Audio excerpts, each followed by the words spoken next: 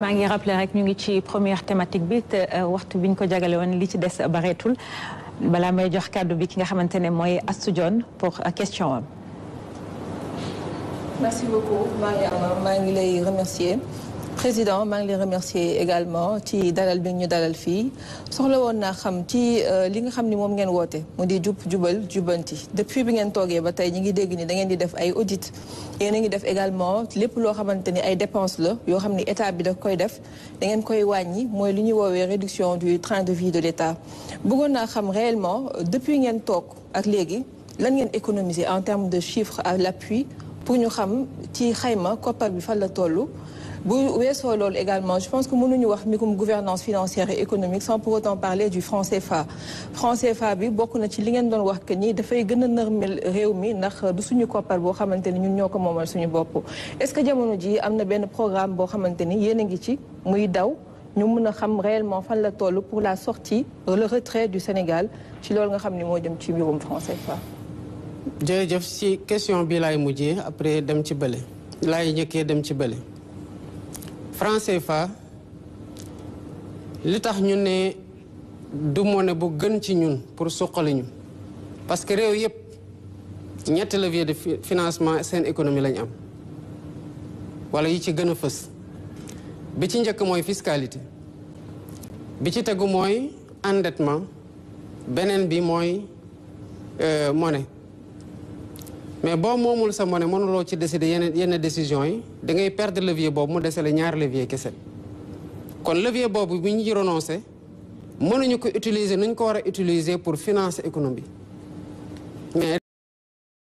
Te presto 10.000 euros, te enseño a invertirlos, te doy acceso a un canal privado en el que te comparto absolutamente todas mis operaciones para que las copies. Si ganas dinero, te lo quedas. mais Y réew solo me yi tienes que dar mel ni États-Unis moom seen xaalis bi Covid bi jotee renoncé mukk mais dañu battre monnaie jox seen citoyens yi ñun mënuñu ko woon def pourquoi parce que moomuñu suñu monnaie kon duñu renoncé mukk dans la quête de la souveraineté intégrale di fexe naka la ñu amee suñu monnaie bopp muy benn dans le principe kon wàccuñu yoon boobu ba tey bu ñu ñëwee nag ak bi ñu ko doon théoriser dañu waxoon li gënoon mooy tel que suñu monnaie structurée woon dans la zone UEMOA ñu dem ci liggéey gi nga xamante ne CEDEAO mu ngi ko doon liggéey pour dem ci benn monnaie commune ECO buñ ko amoon tamit ci cadre boobu lu ñuy rëcc dinañ ko mën a def waaye am nay réew yu ko am ci biir Afrique parce que moom am nañ seen monnaie bopp. processus CEDEAO pour la gestation de la monnaie commune yéex na ñu noonu buñ ko mënul am foofu naka lañ koy amee ci biir UEMOA ci diggante bi yaa am nay réformes yoo xamante ne. daanaka levier yi ñu échappé woon yëpp ci administration monnaie CFA bi am na lu ñu ci récupéré waaye am na lu des ba léegi parce que ba tey ñu ngi ko arrimé à une seule devise muy l'euro a nekk à parité fixe tamit mënuñu profito ci fluctuation yi ak yeneen monnaie yi pour mën a def pour mën a jouer sur le levier monétaire kon boobu mu ngi ñuy rëcc ba tey mais au niveau de la BCEAO fekk nañu fi benn étude boo xamante ne étude bu avancée la ci monnaie loo xamante ne daanaka bu dul woon ni UEMOA doon yeexal ay tànkam pour xaar CEDEAO kon mën nañoo baral tànk ci dans le cadre de l'UEMOA ba récupérer une monnaie souveraine boo xam ne sax mën na am du am le même nom bi nga xamante ne moom la am tey du am même symbole du am même billet yi kon côté boobu ñu ngi ciy liggéey ba tey di waxtaan ak suñuy partenaires que mu nekk dans le cadre de l'UEMOA wala mu nekk dans le cadre de l'UEMOA avec la BCEAO. Ce processus suit son cours en même temps que li ñuy waxtaan ak CEDEAO tamit ñu ngi ci ba léegi kon sur le plan de la monnaie retenez que ñu ngi ba léegi ci suñu trajectoire li ñu waxoon bu ñu ko amee dans le cadre de la CEDEAO c'est tant mieux bu ñu ko amul ñu léegoo ci biir UEMOA bu yeexee ci dans le cadre de l'UEMOA nag ñu génn am suñu monnaie bopp mais ça fait juste un an mënuñu en un an ñu ñëw ne waa CEDEAO seen monnaie dafa yeex doo leen ci génn wëlbati ko en un an wax waa UEMOA yéen tamit doo leen avancé kon ñu ngi engagé tout de suite et maintenant en processus monétaire te am na sax d'autres prérequis yoo xamante ne en termes de stabilisation des agrégats et de sécurisation des agrégats macroéconomiques et même suñu économie ci boppam en termes de production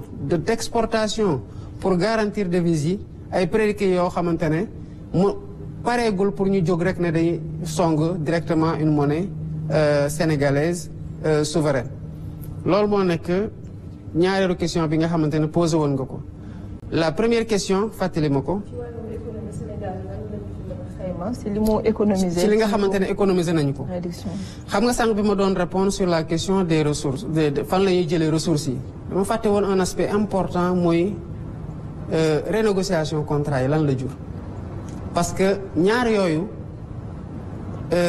mën nañ ko boole ba léegi mun am fekk jilale mooy naka la ñuy fexee ba économiser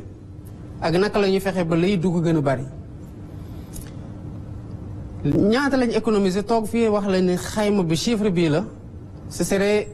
du ma la mën a jox ay chiffres yu exact parce qu'il faut faire une agrégation de beaucoup d'économies qui ont été faites. démb maa ngi suivre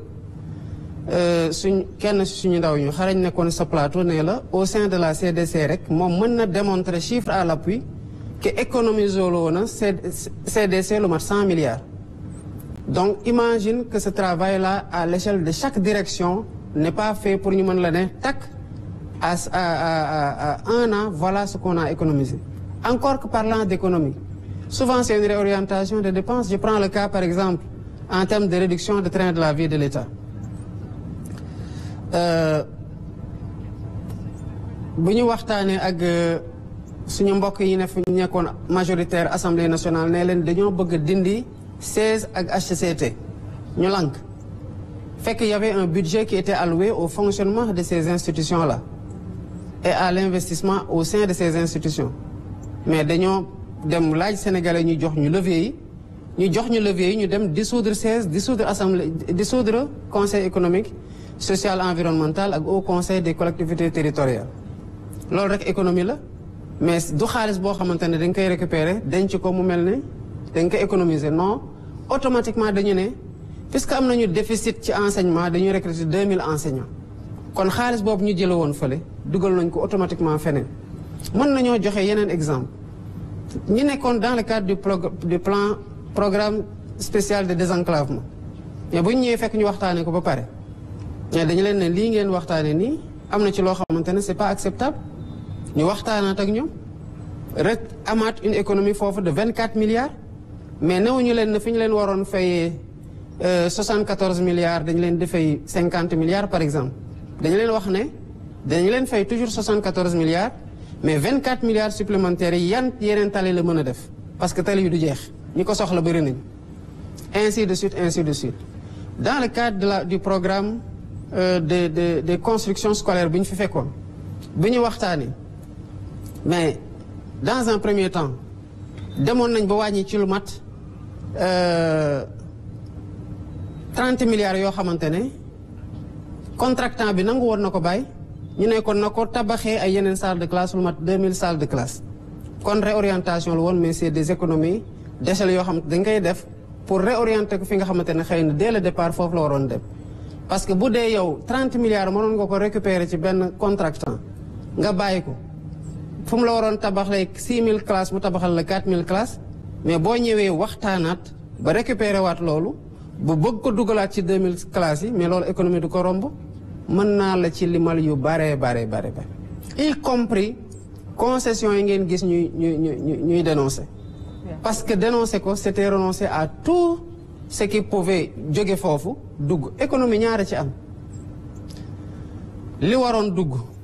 duggul nga fexe ba mu dugg li waroon génn dem ci li dul farata nga fexe ba mu dugg ci farata et sous ce rapport là que mu nekk ci audit yi que mu nekk ci renégociation yi que mu nekk ci yeneen économie yi nga xamante def nañu ko dinañu def la communication transparente sénégalais yi gis ne li ñu leen waxoon fii laa toogoon 31 après les 100 jours ne leen maa leen ko wax fii renégociation dina am mais renégociation ngi am te mu ngi joxe ay résultats yoo xamante ne alhamdulilah rabil alamin te day wéy